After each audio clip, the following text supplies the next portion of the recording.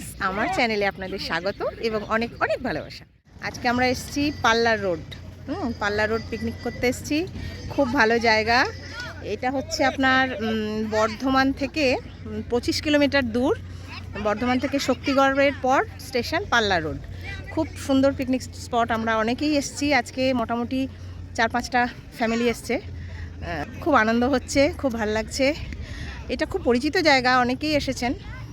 আসবেন, ভালো লাগবে। প্রচুর রোদ, মানে যেটা শীতের সময় আমাদের সব সময় কি মনে হয় যে রোদও পাবো অথচ আনন্দও করব, তো সেটা একদম পারফেক্ট জায়গা। এটা দেখেই বুঝতে পারছেন আমাকে যে আমি বেশ ভালো রোদের মধ্যে আপনাদের সাথে কথা বলছি। আপনারা আসুন, ভালো লাগবে। কোথায় যাচ্ছ তুমি? কোথায় যাচ্ছ? পাল্লা রোড। কি করতে? ফিস্ট করতে। আচ্ছা ঠিক আছে, চলো আজকে একটু ফিস্টই করে আসি, দেখি কেমন ফিস্ট হয়।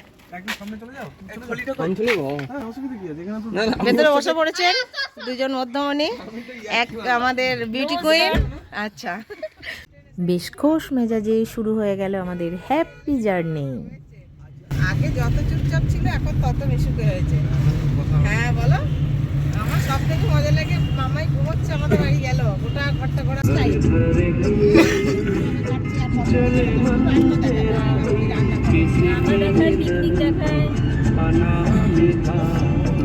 এই ভয়ঙ্কর ঠান্ডায় এক্সট্রা এনার্জি পাওয়ার জন্য আমরা সবাই শক্তি করে নেমে এক কাপ গরম গরম চা খেয়ে শরীরকে আরও ফুল অন এনার্জি দিয়ে বেরিয়ে পড়লাম পাল্লার রোডের উদ্দেশ্যে।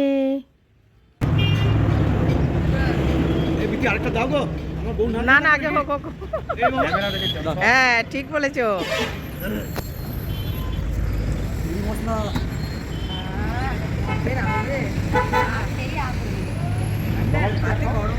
কেমন করেছে চা? এই জাস্ট একটা চুমুক দিয়েছি, কেমন করেছে থেকে বড় কথা, এই ঠান্ডার আমেজে গরম চা মেজাজই আলাদা হয়ে যাচ্ছে। দারুণ করেছে, খুব ভালো করেছে।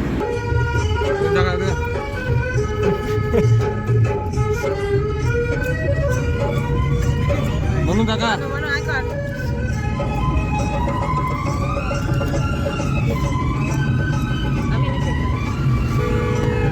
দেখতে পাওয়া যাচ্ছে না, বন্ধুদিকে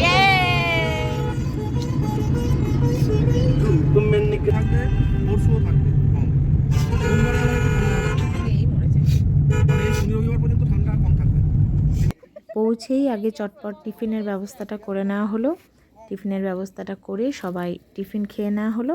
তারপরে আবার দেখুন কীরকম কি হয়েছে, দেখতে থাকুন। উঠো গরমানো, দাঁড়িয়ে সমান ভয় পাবি সবাইকে। এরই মাঝে এক ঝাঁক কচিকাচাদের ভালোবাসার উপরি পাওনা। ওরে বাপরে, তাদের যা ভালোবাসা, তারা নাকি আমাকে চিনতে পেরেছে। আমি ইউটিউবে ব্লগ করি, বাবা আমি তো নতুন ব্লগার। যাই হোক, তাদের এত ভালোবাসায় আমার মন একদম ভরে গেছে। আমি আশাই করতে পারি না যে আমার এই 3-4 মাসের পরিশ্রমে আমি এত ভালোবাসা পেতে পারি। আমি এত ভালোবাসা পাবার যোগ্যই না, তবু আমি এত ভালোবাসা পেয়েছি। তার জন্য আমি ঈশ্বরকে এবং ওদের এত ভালোবাসাকে অসংখ্য ধন্যবাদ। আমার মানু নেমে গেছে, দেখি জল নিয়ে কি খেলবে তুমি? নামতে আমরা ভয় পাচ্ছি, কেননা এটা ঠিক ঘাট নয়। এখন জানি না সামনে কতটা খাদ আছে বা কতটা গর্ত আছে, সেই জন্য নামছি না। 2 ভিতু ভাই বোন দাঁড়িয়ে আছে, ওরা নামবে না জলে, যদিও জল কিন্তু দেখুন অনেক দূর, কিন্তু ওরা নামেনি, ওরা পারে। দাদা আর বোন দাঁড়িয়ে আছে আর আমরা নিচে আছি। চলে এসেছি আমরা দামোদরের ধারে। দেখুন কি অপূর্ব সুন্দর শোভা, ওই যে যাচ্ছে বালি বোঝাই, যদি এই মুহূর্তে বালি নেই। আমার কাণ্ড দেখুন, নেমেছি খুব কায়দা করে, উঠতে পারছি না, তাই অগত্যা কর্তামশাইয়ের হেল্প চাই। খুব সুন্দর জায়গা, খুব ভালো লাগছে, দারুণ লাগছে, দারুণ দারুণ। আরে বাস, আমার ছেলের এই গুণটা তো আমি জানতাম না। বাবা, ও আবার রান্নাও পারে। দেখি রাধুনি দি রাধুনি দা, আমাদের একদম পাকা রাধুনি চলে এসছে। এই যে আমার ভাই রান্না করছে, বাবা আজকে যা মাংস হবে না, একদম। ভাই হাসি হাসি মুখটা একবার দেখি, হাসি হাসি। হ্যাঁ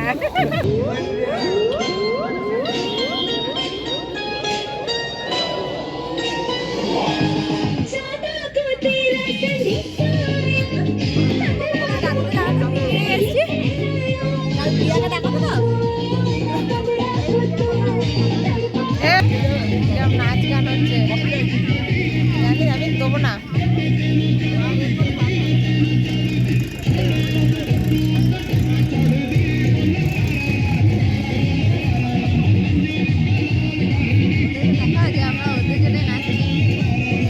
ওই দেখুন হচ্ছে ওই যে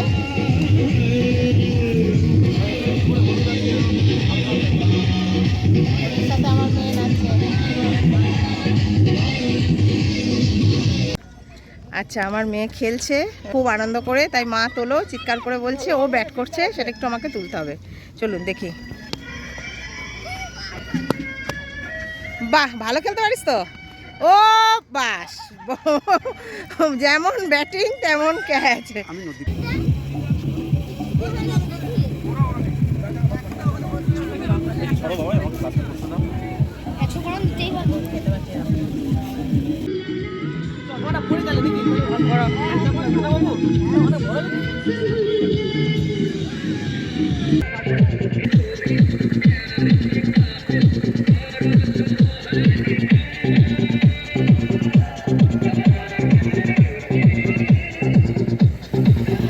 পিকনিক থেকে ফেরার সময় আমরা আরেকটি ঠাকুরের স্থান দর্শন করে এলাম। দেখুন সেটা কোথায়।